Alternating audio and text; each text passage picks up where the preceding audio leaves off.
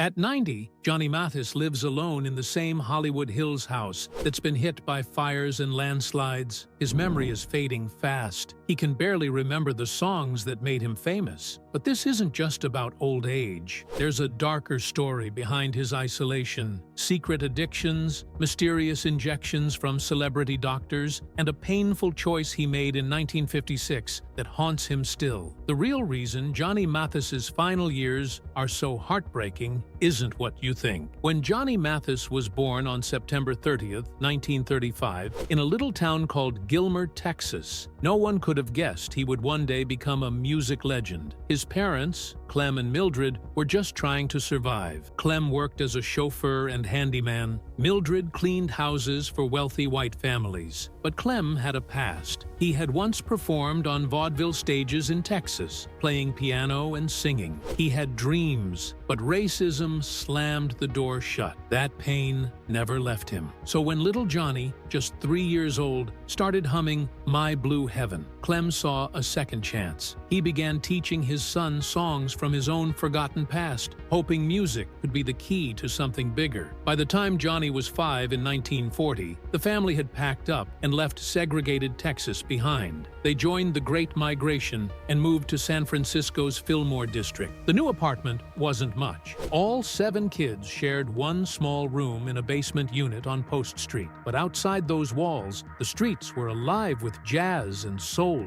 The Fillmore was called the Harlem of the West. It had music pouring out of clubs day and night. Johnny soaked it all in. He chopped wood with his father to heat their tiny place. His parents still worked for rich white families, barely scraping by, but the air was full of rhythm. Then something magical happened in 1943 when Johnny was just 8. Clem somehow managed to save $25, which would be about $447 today. That money bought a used upright piano, but it didn't fit through the front door. So Clem took it apart piece by piece, carried it inside, and rebuilt it right in their living room. Johnny sat there wide-eyed the entire night. That piano became his world. He played constantly, long after his parents came home tired from work. Their living room turned into a stage, and that old piano became the first step in a journey that would reach the top of the music charts. But Johnny wasn't just a musician. He could fly. At George Washington High School, even though he was only 5'7", he could leap 6 feet 5.5 inches in the high jump. That record still stands. His biggest rival was none other than Bill Russell, who would become an NBA legend. They were friends. They traveled together. By 1954, newspapers were putting them side by side, ranked the best in the city. Johnny was number 2, but that same year, his jump came just 2 inches short of the 1952 Olympic record and only 3 inches away from qualifying for the 1956 Olympic team. When the invitation came to try out for the Olympics, it felt like fate. But something else came that week too, a telegram from Columbia Records inviting him to record in New York. He had to choose: go for Olympic gold or chase the music in his heart. It wasn't an easy choice, especially because the world around him was cruel. As a child in Texas, Johnny had seen the ugly side of racism up close. Whites-only signs, being refused entry, being treated like he didn't belong, and things didn't get better just because he became famous. In the 1950s, while on tour, he got word that someone might shoot him if he dared walk on stage in the South. He didn't cancel. Instead, he sang "Chances Are" while moving constantly on stage so he wouldn't be an easy target. He risked everything just to sing. That's the part of his story people don't always see, the quiet bravery it took just to stand in the spotlight. Back in 1954, before the record deal, Johnny got invited to a Sunday jam session at the Black Hawk Jazz Club in San Francisco. It was a smoky little place where greats like Miles Davis and Dave Brubeck played. Johnny was only 19, but when he started singing, Helen Noga, who co-owned the club, stopped everything. She knew what she was hearing. She became his manager that day. She wouldn't take no for an answer, and she didn't stop there. She reached out to Columbia Records and convinced a big-name producer, George Avakian, to come see him perform. That happened in September 1955. By the time Johnny finished his second song, Avakian was already writing the telegram that would change Johnny's life. He called him phenomenal. In March 1956, Johnny Johnny flew to New York for his first recording session, but he still held on to his dream of being a teacher. At San Francisco State College, he was studying to become an English and PE teacher. He even became student body president. But after the Columbia contract, school had to take a back seat. It hurt to walk away, but the music was calling louder. That same year, the Olympic tryouts came and went. Johnny stayed in New York and recorded instead. He always wondered what might have happened if he'd jumped one last time. But deep down, he knew he made the right call. His voice was different. It had been shaped by 6 long years of training with Connie Cox, a Bay Area vocal coach who took him under her wing when he was just 13. Johnny couldn't afford lessons, so he worked around her house to pay for them. She trained him in classical technique, breath control, range. She gave him the tools that made his voice soar from low, rich notes to almost impossibly high ones without breaking tone. That training turned him into a once-in-a-generation singer. In November 1956, his debut single, Wonderful, Wonderful, hit the charts. It climbed, dipped, then soared again, staying on the Billboard Top 100 for 39 weeks and peaking at number 14. But it was his next single, It's Not For Me To Say, released in February 1957, that cracked the top 5. He even played the piano in the film Lizzie, where the song appeared. Everything was happening at once. Columbia took out full-page ads to brag that Wonderful, Wonderful had turned into a long-term hit 5 months after its release. Then came a record that stunned the industry. In 1958, Johnny's Greatest Hits album hit number 1. It stayed on the Billboard charts for 490 straight weeks, nearly 10 years. No album had ever done that before. Not Elvis, not Sinatra, not anyone. It sold over 3 million copies. It was the first Greatest Hits album to show the world how powerful that format could be. The music industry never forgot it, but the road wasn't smooth. In 1958, while touring major venues like the Copacabana and Las Vegas clubs, Johnny found out who really ran things: organized crime. The mob controlled much of the entertainment scene, and even though he was the star of the night, Johnny couldn't stay at the hotels where he performed. He had to stay across town in the black-only neighborhoods. One club owner told him straight up, "Oh no, you have to stay over in the colored section." His parents just told him to keep going. "So what?" they said. "You're here for the music." But the racism got worse. In the South, the death threats kept coming. One night, someone warned that if he stepped on stage, they'd kill him. So he did what he had to do. He went out there and sang anyway, never standing still. It was terrifying. Sometimes he couldn't even get a hotel. He slept in his car. That kind of fear leaves a mark. But Johnny didn't let it change him. He let the music speak instead. In 1959, Johnny released Heavenly. The album was lush, full of orchestral beauty, and it sold 500,000 copies fast. It hit number 1 for 5 weeks. It stayed on the charts for 295 weeks. It became the 5th best-selling album of 1959 and 7th for the entire decade. In the UK, it was called Ride on a Rainbow and climbed to number 10. It went platinum in 1986, selling over 1 million copies. One cold December in 1958, something strange happened. While rock and roll was exploding across America, a soft-spoken singer named Johnny Mathis quietly released a Christmas album. No one expected it to do much, but by the end of that winter, the album had climbed to number 3 on the Billboard 200. It stayed there year after year. By 1999, it had sold 5 million copies. People weren't just listening to it. They were playing it every Christmas like it was part of the tradition. Songs like Winter Wonderland, arranged by Percy Faith, didn't just sound pretty. They felt like snow falling inside your living room. That album was so powerful that in 1963, they released a sequel, Sounds of Christmas, hit number 2 on the new Christmas albums chart and returned every year for 5 years straight. While the Beatles were tearing apart the music world, Johnny Mathis was quietly building an empire of sleigh bells and string sections. Then came a January night in 1964. Just 2 months before the Beatles shook America on Ed Sullivan, Johnny Mathis stepped onto the stage of the Hollywood Palace. It was episode 3, hosted by Hugh O'Brien, with guests like Ginger Rogers and Marty Ingel. Mathis sang in front of millions. This was no random appearance. It was a last stand for the crooners. And it worked. ABC's variety show became a competitor to CBS's Ed Sullivan Show, and Mathis was invited back again and again. It proved his voice could still hold power on national TV, even as rock bands took over. By 1967, Mathis was under pressure to change or disappear. Columbia Records wanted him to modernize,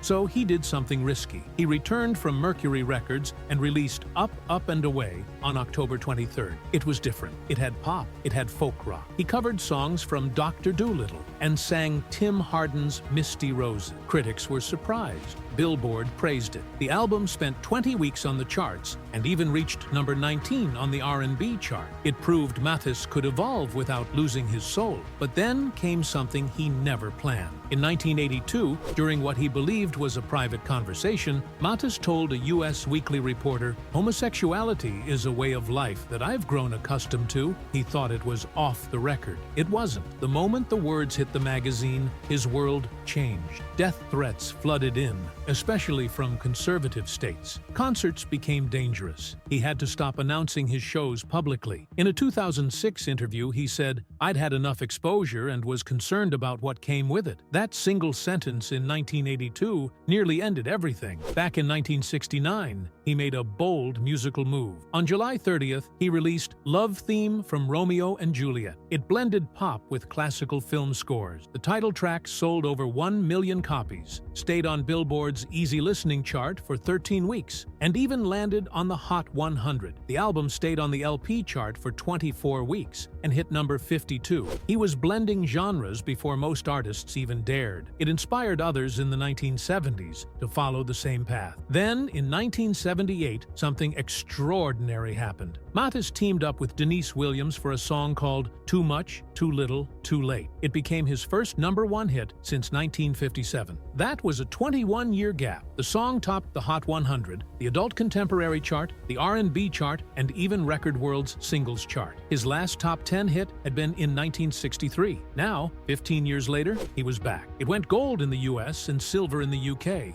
That duet didn't just revive his career, it launched a whole new phase of duets with Jane Oliver, Natalie Cole, Dionne Warwick, and Gladys Knight. In May 1973, he took another creative risk. Over just 3 days at Sigma Sound Studios, he recorded I'm Coming Home with Tom Bell. It wasn't just music, it was a message. The title track talked about rejecting fake lives and choosing real ones. Bass and drums mimicked trains. Strings floated like landscapes. The album only reached number 115 on the charts, but its influence was huge. Tom Bell won the very first Producer of the Year Grammy at the 17th Annual Grammy Awards. Even the Spinners covered the title song and reached number 18 on the charts. 1978 wasn't just about duets. That year, he released You Light Up My Life, and it was explosive. The album went gold on May 2nd. Then it went platinum just 65 days later, on July 6th. His version of the title track actually outsold Debbie Boone's in some places. The album hit number 9 on Billboard and stayed there for 24 weeks. It was his highest charting album since the early 60s. And the reason? Alongside the title song were Bee Gees covers like How Deep Is Your Love and Emotion, plus the chart-topping duet with Denise Williams. It was the comeback nobody expected. But behind all the success, something dark was growing. Throughout the 70s, Mathis was drinking heavily. It wasn't just nerves, it was fear. He confessed that before every performance, he drank, mostly champagne, to calm himself. This started back in the early 60s when a doctor gave him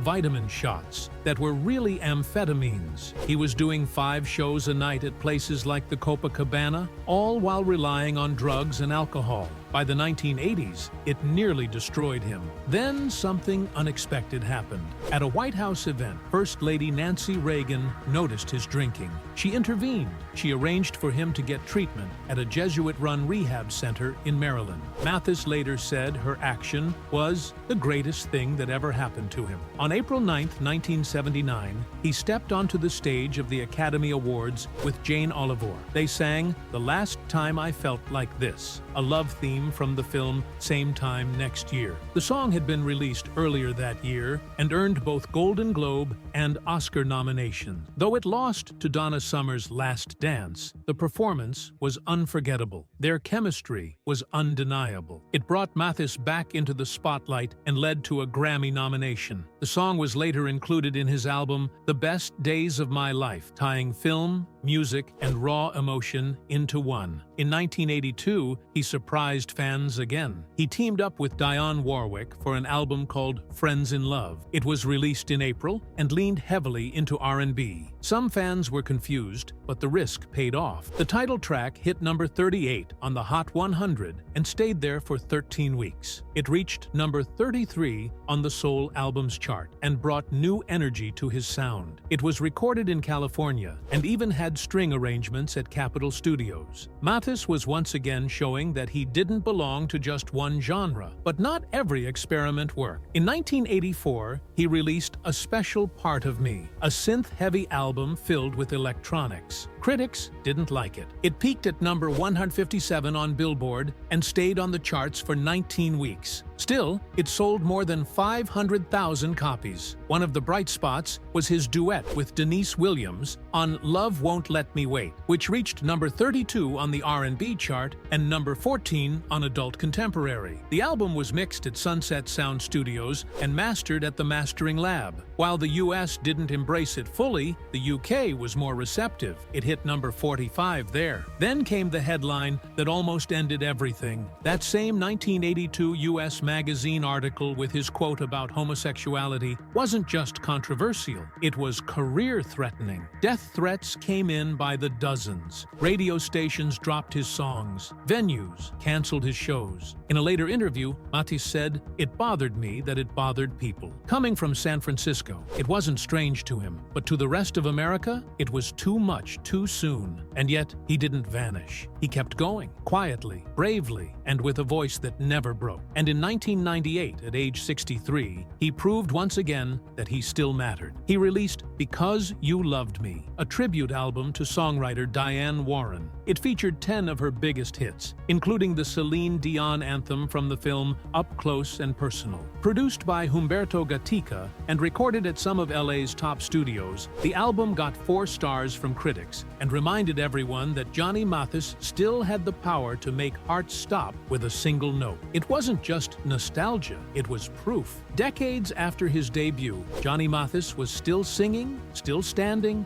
and still impossible to forget. In 2003, Johnny Mathis received the Grammy Lifetime Achievement Award after spending 47 years with Columbia Records. That relationship began in 1956, and by the time he got the award, he had already released more than 73 studio albums. He became one of the most celebrated voices in music history. The Recording Academy gave him this honor through a vote of its national trustees, recognizing his lifetime of creative excellence. He had already been inducted into the Grammy Hall of Fame 3 times, once in 1998 for Chances Are, again in 2002 for Misty, and in 2008 for It's Not For Me To Say. Back in 1958, his greatest hits album spent 490 straight weeks on Billboard's Top Albums chart. That's nearly 10 years without falling off. At 81, he did something nobody expected. In 2017, he released his 79th studio album called Johnny Mathis Sings the Great New American Songbook. It reached number 4 on the jazz charts. Produced by Babyface and Clive Davis, it included songs by Adele, Bruno Mars, Pharrell, and Leonard Cohen. People were amazed he still had that voice. It was his first pop covers album since 1996, and even included a duet with Kenny G on Whitney Houston's Run to You. The idea came from a pre-Grammy event in 2015 where his performance stunned the crowd. Even into his 80s, Mathis refused to slow down. He kept touring hard, doing more than 50 shows every year through 2024. In 2015, while he was on stage in Cleveland, his house in the Hollywood Hills caught fire. He found out afterward and still showed grace, saying the most important thing was that no one got hurt. That home had been his for 56 years. Firefighters saved what they could: trophies, records, even some memorabilia, but the rest was gone. He still performed. In 2022, fans even started a petition for him to receive Kennedy Center honors, pointing out he was one of just 5 artists with top 40 hits in 4 decades. But age finally caught up. On March 26, 2025, he announced he would retire from performing because of worsening memory issues. He was 89. His final concert happened on May 18, 2025, in Inglewood, New Jersey. It was a sold-out night filled with love and nostalgia. He performed around 30 songs and ended with "How Do You Keep the Music Playing?", even singing parts from memory. Celebrities came to witness the moment. They honored him by adding his name to the Bergen Performing Arts Center Walk of Fame. A friend accepted the plaque and said Mathis had sold 375 million records around the world. The signs had been there. In 2023, fans commented on how amazing it was that he still remembered all the lyrics. But by 2024, he needed teleprompters. He had launched the Voice of Romance tour that year, but his memory issues worsened fast. Still, his voice remained strong.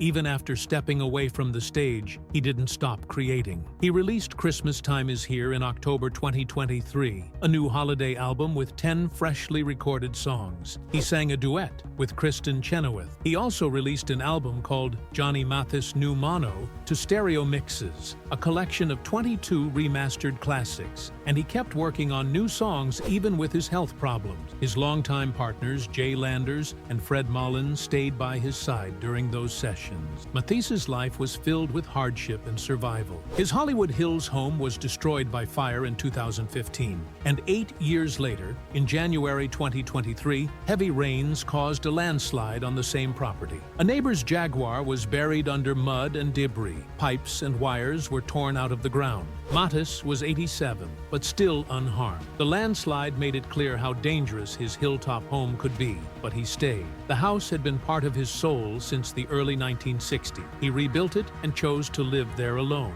supported by a small group of caretakers. He never married and spent most of his life focused on music. His personal story was full of secrets and strength. In 1982, during an interview with Us Weekly, he casually said, "Homosexuality is a way of life that I've grown accustomed to." He thought it was off the record. It wasn't. The backlash was brutal. He received death threats and pulled back from talking about his personal life. It wasn't until 2017 that he opened up again in a CBS interview. He said, "I've had some girlfriends, some boyfriends, just like most people." He didn't pretend, he didn't explain much, but that simple honesty made him a quiet hero for many. His career wasn't without darkness. In the 1970s, Mathis was given amphetamine-laced injections by celebrity doctor Max Jacobson. At first, the shots helped him perform through laryngitis, but they became addictive. He developed a drinking problem too, especially with champagne. One night, his heart started racing. That was the turning point. Nancy Reagan saw him struggling at a reception and helped get him into rehab at the Hadegrass Center in Maryland. He stayed for 3 weeks, and it helped save him. His early years in the business were filled with legal problems and stressful management deals. There were rumors later on about Nancy Lyons controlling his personal life, but those claims don't hold up. What's real is that after his first manager caused legal trouble, Mathis found stability with Ray Hoffman, who stayed with him until 1984. After that, he ran things himself. The pressure and the constant touring wore him down, but he kept going. By 2025, Johnny Mathis had sold between 350 and 375 million records. He was estimated to be worth somewhere between $200 and $400 million.